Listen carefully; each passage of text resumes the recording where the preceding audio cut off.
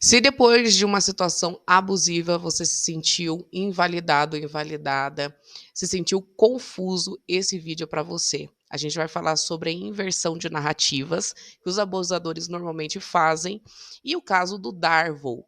É uma nomenclatura feita pela Jennifer Joy, a gente já vai ver ela aqui um pouquinho, e ela significa o seguinte, pessoal: deny é negar, ataque e a inversão do papel de vítima e agressor ou ofensor, no caso aqui. Então, deny é aquela situação de quando o agressor fala para você, isso nunca aconteceu.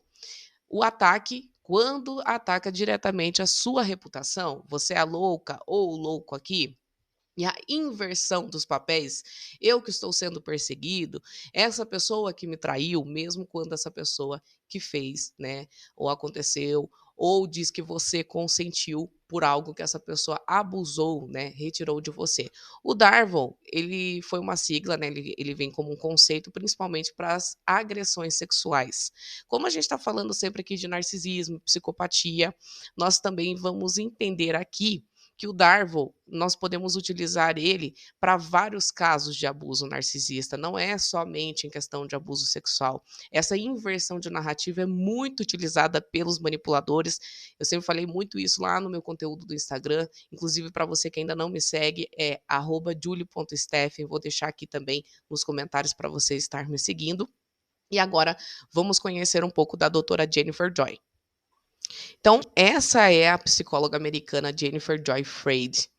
Ela traz tanto a questão do Darvel, tá? E ele é um estudo científico que eles vão pegando em vários casos também famosos, como alguns, né, do cotidiano com pacientes. E ela também traz a teoria da traição cega. A gente vai trazer esse conteúdo também no próximo vídeo, é bem interessante.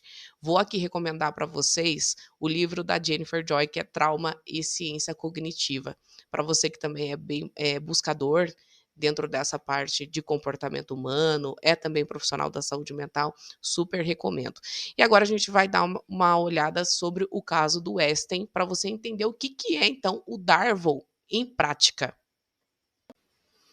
Então vamos lá, pessoal. Vou ler aqui para vocês. O contexto de poder. Durante décadas, Harvey Weinstein, que é esse cara aqui, tá? Foi um dos produtores mais influentes de Hollywood, à frente da Miramax e depois da The Weinstein Company. Ele tinha o poder de aprovar ou barrar carreiras, financiar filmes premiados, controlar contratos e oportunidades. Bom, para variar, né? Quando a gente está falando de narcisismo, psicopatia, aonde a maioria deles estão? Em contextos de poder. Esse desequilíbrio de poder é um terreno fértil para abuso, exatamente, especialmente quando há medo de retaliação. Muitas mulheres relataram que encontros profissionais terminavam em assédio, coerção ou abuso sexual. Porém, por anos, quase ninguém falava publicamente. O silêncio era sustentado por acordos confidenciais, intimidação jurídica e medo profissional. Aí nós temos lá a ruptura do silêncio em 2017. Se você sempre acompanhou aqui, já é um pouco mais velho da internet, em algumas dessas revoluções, né, algumas manifestações, desculpe, você vai lembrar disso daqui. Em outubro de 2017, reportagens do New York Times e da New Yorker trouxeram à tona depoimentos de várias mulheres. Algumas acusavam assédio, outras agressão sexual. Foi o início do que depois se tornaria um movimento Me Too em escala global. Lembram disso? É aqui que o padrão Darvel começa a ficar evidente. Então agora a gente vai entender como funciona. Fase 1. Deny, negar. A primeira resposta pública de Weinstein foi negar o abuso. Ele afirmou que as relações foram consensuais. Nunca houve agressão. Algumas situações estavam sendo mal interpretadas. Olha aí, começam os gatilhos, né, para quem passou por isso. Negar é o primeiro movimento porque mantém a narrativa sob controle. Se nada aconteceu, não há crime, não há abuso, não há vítima. No Darvel, a negação não é apenas defesa, é uma tentativa de apagar a realidade da outra pessoa. Fase 2, atacar. Quando a negação já não sustenta a pressão pública, o segundo movimento aparece: atacar. Weinstein e sua equipe jurídica começaram a questionar a credibilidade das mulheres, sugerir que estavam buscando fama ou dinheiro, destacar inconsistências temporais nos relatos, apontar que algumas mantiveram contato profissional depois dos episódios. Ou seja, ué, se buscou aqui contato profissional, né? Então por que ela tá falando que ela foi agredida? Então acontece muito. Por isso, tome muito cuidado, porque na nossa rotina os abusadores te chamam para um encontro, te chamam para conversar uma determinada situação, né? Às vezes até para você se resolver numa questão de divórcio e utilizam esse tal desse encontro de você aceitar mais uma vez ali ou te colocam numa situação de manipulação nesse sentido, justamente para conseguir utilizar como prova. Então por isso que eu falo, aquela questão do hoovering, né? Que é sugar a vítima novamente para o ciclo de manipulação, é também, muitas vezes, um palco para você acabar entregando esse tipo de prova, para prejudicar a sua reputação, né?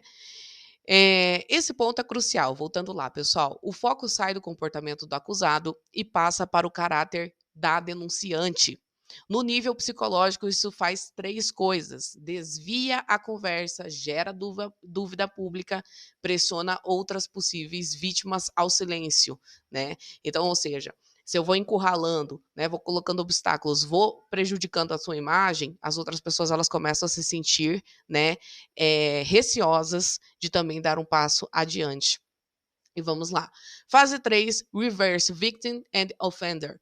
Inverter vítima e ofensor. Aqui o mecanismo atinge seu ponto máximo. Weinstein passou a alegar que estava sendo alvo de uma caça às bruxas. Era vítima de perseguição midiática. Sua família estava sofrendo injustamente. Sua carreira estava sendo destruída por acusações exageradas. Observe a inversão. As mulheres que denunciaram passaram a ser apresentadas como responsáveis pela queda dele. Ele se colocou como alguém injustiçado. Esse é o núcleo do Darville. A vítima se torna agressora, o agressor se torna vítima. Né? Então, aqui é quando a pessoa começa a entrar na pose de coitadinho, e eles entram nessa pose maravilhosamente bem, tá? Na observação aqui, porque eles sabem como iludir muito bem as pessoas. Vamos lá. O impacto psicológico disso. Para quem denuncia, o efeito é devastador. Porque além do trauma original surge dúvida social, ataques à reputação e questionamento público. Culpa induzida, e muitas vítimas relatam que o segundo trauma, o da reação pública, pode ser tão doloroso quanto o primeiro. E sim, você mesmo, não sendo às vezes uma pessoa famosa, pode ter passado por uma invalidação que pode ter atingido inclusive até a sua família, como as pessoas da sua família te viam, né, antes da pessoa abusiva, né? Então assim, nossa, você sendo tal pessoa, uma pessoa inteligente, uma pessoa tão centrada, né? Como é que foi se envolver com fulano ou com fulana? Como é que você foi se envolver nessa situação? As pessoas começam a desconfiar, né, da tua índole por conta desse tipo de gente, por conta de falsas acusações. Infelizmente, isso às vezes dói muito mais, porque você saber que você estava lidando com uma pessoa abusiva é uma coisa. Agora, você ainda levar muitas vezes uma facada pelas costas das pessoas que você confia, muitas vezes das pessoas que você ama, né, uma invalidação dessa, eu também concordo que é até muito mais traumático depois, né. Então vamos lá. Eu também peguei um trechinho, de uma entrevista com um psicopata, que fala justamente sobre isso, como eles lidam com a questão de se vitimizar. E aí vai mostrar essa parte do Darville, bem na prática, tá?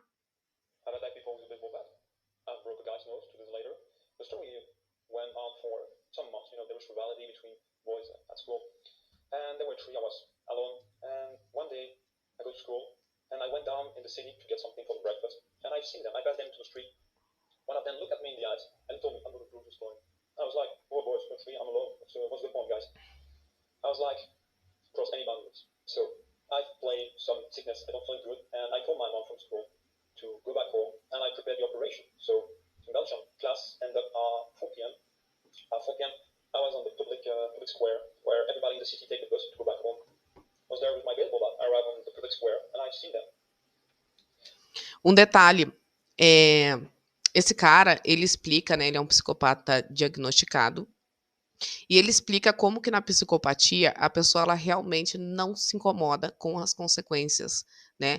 Ela não tem essa conscientização, ela não tem um impacto em relação a isso, sabe? Tipo, eu vou fazer, eu até sei que isso pode me gerar algum problema, mas eu não me importo com o problema que pode ser gerado. Né? Então aqui ele está explicando uma situação onde 3 meninos na época de colégio ameaçaram ele e ele por conta própria, já estava se munindo para reagir.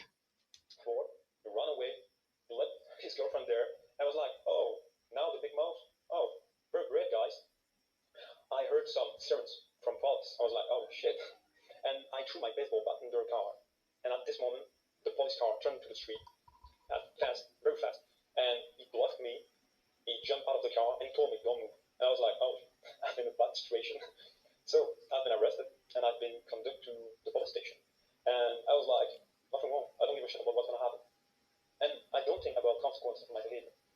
I see something, some people search for me for trouble, and I'm gonna respond. So I was accused of threat with weapon. In Belgium, I could have ended up in prison. You know, the police officer looked at me and he told me, "I know what it is.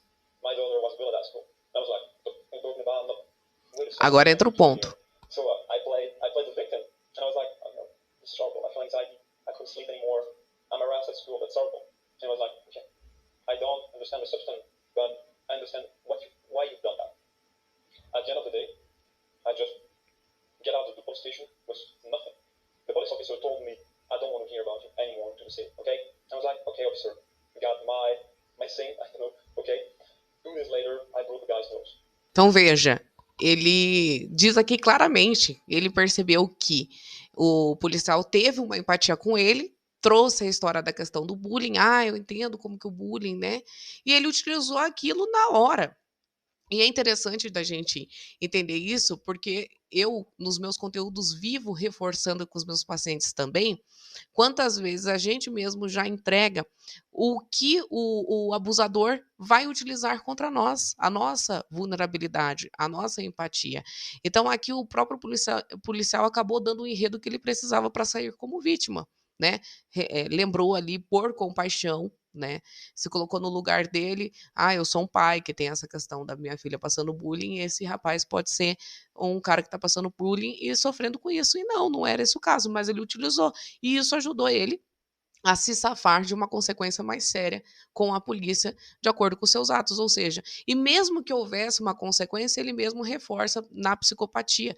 Ele não aprende com a lição. Isso não transforma a pessoa. Ele só sabe a frase certa, a palavra certa para utilizar, que funciona com a maioria das pessoas. É simplesmente uma lógica e um cálculo de como isso tudo funciona.